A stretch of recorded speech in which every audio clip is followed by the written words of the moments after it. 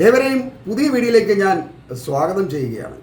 ഹൂത്തികളെ കൊണ്ട് അമേരിക്കയ്ക്കും ഇസ്രയേലിനും ഇപ്പോൾ അതിഭയങ്കരമായ ശല്യമാണ് ഉണ്ടായിരിക്കുന്നത്. ഒരു വിധത്തിലും ഈ ഹൂത്തികളെ അടിച്ചൊതുക്കാൻ കഴിയാത്ത വിധം ധർമ്മസങ്കടത്തിലാണ് ഇസ്രയേലും അമേരിക്കയും ഒക്കെ. പലതവണ ഈ ഹൂത്തികളെ അമേരിക്ക ആക്രമിച്ചിട്ടുണ്ടെങ്കിലും അതൊന്നും അവരുടെ മനോധൈര്യത്തെയോ അതല്ലെങ്കിൽ അവരുടെ ആയുധശക്തിയെയോ ഒന്നും തകർക്കാൻ പര്യാപ്തമായതല്ല. അതുകൊണ്ട് തന്നെ ഇനി അവർക്കെതിരായിട്ട് എന്ത് ആക്ഷൻ എടുക്കും എന്നുള്ള ഒരു സംശയവും ഇവർക്കിടയിലുണ്ട്. ഇന്നലെ ഹൂത്തികൾ ചെങ്കടലിലുള്ള അമേരിക്കൻ യുദ്ധക്കപ്പലായ ഹാരി എസ് ട്രൂമാൻ്റെ E-2 കമാൻഡ് ആൻഡ് കൺട്രോൾ ആക്രമിച്ച് അമേരിക്കയ്ക്ക് വൻ നഷ്ടമാണ് വരുത്തിയിരിക്കുന്നത്. ഇത് അമേരിക്കയെ വല്ലാതെ ഞെട്ടിച്ചിരിക്കുകയാണ് എന്നുള്ളതാണ് രസം. ഈ E-2 കമാൻഡ് ആൻഡ് കൺട്രോൾ എന്നത് US നേവിയുടെ ഒരു unbowed command and control E-2 വിഭാഗത്തിൽപ്പെട്ട ഒരു വിമാനമാണ്. 2 എഞ്ചിനും 5 ക്രൂ അംഗങ്ങളും അതുപോലെ തന്നെ മുകളിലെ ഫ്യൂസ്ലേജിൽ ഘടിപ്പിച്ചിരിക്കുന്ന 24 അടി വ്യാസമുള്ള റഡാർ റോട്ടോഡോമും ഇവയൊക്കെ ഘടിപ്പിച്ചിരിക്കുന്ന ഒരു ഉയർന്ന നിലവാരത്തിലുള്ള ടർബോ പ്രോപ്പ് വിമാനമാണ്. ഹാരി എസ് ട്രൂമാൻ എന്ന പേരുള്ള കാരിയർ സ്ട്രൈക്ക് കപ്പലിനും കൂടെയുള്ള ഫോഴ്സിനും ഏത് കാലാവസ്ഥയിലും ആകാശത്ത് നിന്ന് ശത്രു നീക്കങ്ങളെ നിരീക്ഷിച്ച് മുൻകൂർ മുന്നറിയിപ്പ്, അതുകൂടാതെ യുദ്ധ മാനേജ്മെന്റ്, കമാൻഡ് ആൻഡ് കൺട്രോൾ പ്രവർത്തനങ്ങൾ നൽകുന്ന വളരെ ഉത്തരവാദിത്തപ്പെട്ട ഒരു ജോലിയാണ് ഈ വിമാനത്തിനുള്ളത്. യുദ്ധക്കപ്പലിൽ നിന്നും പറന്നുയരുന്ന വിമാനങ്ങളെ നിയന്ത്രിക്കുന്നതും ഈ വിമാനത്തിൻ്റെ റഡാർ സംവിധാനത്തിൻ്റെ സഹായത്തോടെയാണ് ഈ കപ്പൽ ചെയ്തുകൊണ്ടിരിക്കുന്നത്. ഇതെങ്ങനെ ആക്രമിക്കണം, എത്ര സ്പീഡിൽ പോകണം, എവിടെ ആക്രമിക്കണം എന്നുള്ളതെല്ലാം ഈ ആകാശത്ത് നിന്ന് നിരീക്ഷിച്ചിട്ട് ഈ വിമാനം തന്നെയാണ് കപ്പലിനെ അറിയിക്കുന്നത്. അങ്ങനെ തികച്ചും ഫുള്ളി റഡാർ സംവിധാനത്തിൽ പ്രവർത്തിക്കുന്ന ഈ വിമാനത്തെ ആക്രമിക്കുക എന്നുള്ളത് അസാധ്യമായൊരു കാര്യം തന്നെയാണ്. അതിലൂടെ ഹൂത്തികളുടെ ആയുധങ്ങളുടെയും മിസൈലുകളുടെയും വിമാനവേദ തോക്കുകളുടെയൊക്കെ കൃത്യതയാണ് അമേരിക്കയെ ഇപ്പോൾ ഞെട്ടിച്ചിരിക്കുന്നത് എന്ന് വേണം നമ്മൾ മനസ്സിലാക്കാൻ. വിമാനം മുഴുവനായും തകർന്ന് കടലിൽ വീണോ എന്നതിൽ കാര്യമായ റിപ്പോർട്ടുകളൊന്നും ഇതുവരെ വന്നിട്ടില്ല. ഒരുപക്ഷെ കടലിൽ വീണിട്ടുണ്ടാവും, അതല്ലെങ്കിൽ പരിക്ക് പറ്റി കരയിൽ ഇറങ്ങിയിട്ടുണ്ടാവും. എന്തായാലും പരിക്കുണ്ടായിട്ടുണ്ടെന്നുള്ള കാര്യം ഉറപ്പ് തന്നെയാണ്. ഇനി തകർന്ന് വീണാലും ഇല്ലെങ്കിലും ഈ വിമാനത്തിന്റെ കൺട്രോൾ സംവിധാനം മുഴുവൻ തകർന്നത് കൊണ്ട് ഈ ഹാരി എസ് ട്രൂമാന് കമാൻഡുകൾ നഷ്ടപ്പെട്ടു എന്നുള്ള റിപ്പോർട്ടുകളാണ് ഇപ്പോൾ പുറത്തു വരുന്നത്. അതുകൊണ്ട് വൈറ്റ് ഹൗസും പെൻഡഗണും ഈ വിഷയം വളരെ സീരിയസ് ആയി അന്വേഷണം ആരംഭിച്ചിരിക്കുകയാണ്.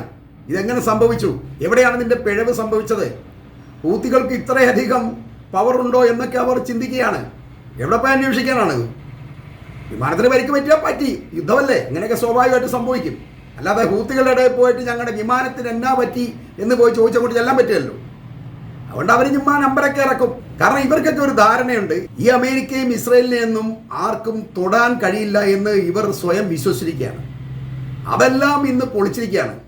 ഈ ഹൂത്തികളെയും ഹിസ്ബുള്ളയൊക്കെ ഇവർ അണ്ടർ എസ്റ്റിമേറ്റ് ചെയ്ത് അവരൊന്നും ചെയ്യില്ല എന്നുള്ളൊരു ധാരണയാണ് ഇവരുടെയൊക്കെ മനസ്സിൽ ഇതുവരെ ഉണ്ടായിരുന്നത്. എന്നാൽ അതിനെ എല്ലാം പൊളിച്ചടുക്കിക്കൊണ്ടാണ് യുദ്ധം ഈ 1.5 കൊല്ലമായിട്ട് തുടർന്നുകൊണ്ടിരിക്കുന്നത്. ഇസ്രയേലോ അമേരിക്കയോ അങ്ങോട്ട് ആക്രമിച്ചിട്ടല്ല ഹൂത്തികൾ ഇസ്രയേലിനെ നിരന്തരമായിട്ട് ആക്രമിക്കുന്നത്. അതിൽ നിന്നൊന്നും തന്നെ ഈ രാജ്യം ഈ ഇസ്രയേലിനെ അമേരിക്ക ഒന്നും ഭയപ്പെടുന്നില്ല എന്ന് നമുക്ക് മനസ്സിലാക്കാവുന്നതേ ഉള്ളൂ. എന്നാൽ ഈ വിമാനത്തിൻ്റെ തകർച്ചയോടുകൂടി അമേരിക്കയെ ഏറ്റവും ഭയപ്പെടുത്തുന്ന സംഗതി എന്താ വെച്ചാൽ, ഈ കപ്പലിന് പരിക്ക് പറ്റി ഇതിൻ്റെ കൺട്രോൾ സംവിധാനം തകർന്നു എന്ന് ഈ ഹൂത്തികൾ മനസ്സിലാക്കിയിട്ടുണ്ടെങ്കിൽ അവർ ഈ സമയം നോക്കി വീണ്ടും ഈ ഹാരി എസ് ട്രൂമാൻ എന്ന യുദ്ധക്കപ്പലിനെ ആക്രമിച്ചാൽ കാര്യമായ നിരീക്ഷണ സംവിധാനമൊന്നും ഇപ്പോൾ ഇല്ലാത്തത് കൊണ്ട് ഹൂത്തികൾ അയക്കുന്ന മിസൈലുകളെ അവർക്ക് തടയാൻ കഴിയുമോ എന്നുള്ള സംശയം ഇവരെ വല്ലാതെ അലട്ടുന്നുണ്ട്. ഈ ഹൂത്തികൾ ഇത് മനസ്സിലാക്കിയിട്ടുണ്ട് എന്നുള്ളതിൻ്റെ ഒരു തെളിവ് ഹൂത്തികളുടെ വക്താവായ യഹിയാ സാരിം ഈദ് പെരുന്നാൾ ദിനമായ ഇന്നലെയും പറഞ്ഞത്, അമേരിക്കൻ യുദ്ധക്കപ്പലിനെ ഞങ്ങൾ ചെങ്കടലിൽ മുക്കിക്കളയുമെന്നാണ്. 10,000-കണക്കിന് ജനങ്ങളുടെ മുന്നിൽ വെച്ചാണ് അയാൾ ഇത് പറയുന്നത്. ഈ കപ്പലിന്റെ കമാൻഡ് നഷ്ടപ്പെട്ടതറിഞ്ഞാണ് യഹിയാ സാരിം അങ്ങനെ പറഞ്ഞതെന്നുണ്ടെങ്കിൽ വരും ദിവസങ്ങളിൽ ഈ കപ്പലിൽ ചെങ്കടലിൽ നിന്നും വാരി കൂട്ടേണ്ടി വരും എന്നുള്ള കാര്യം ഉറപ്പ് തന്നെയാണ്. അതുകൊണ്ട് തന്നെ ഇപ്പോൾ ഈ കപ്പലിന് US നേവി വളരെ സുരക്ഷ കൂട്ടിയിട്ടുണ്ട്.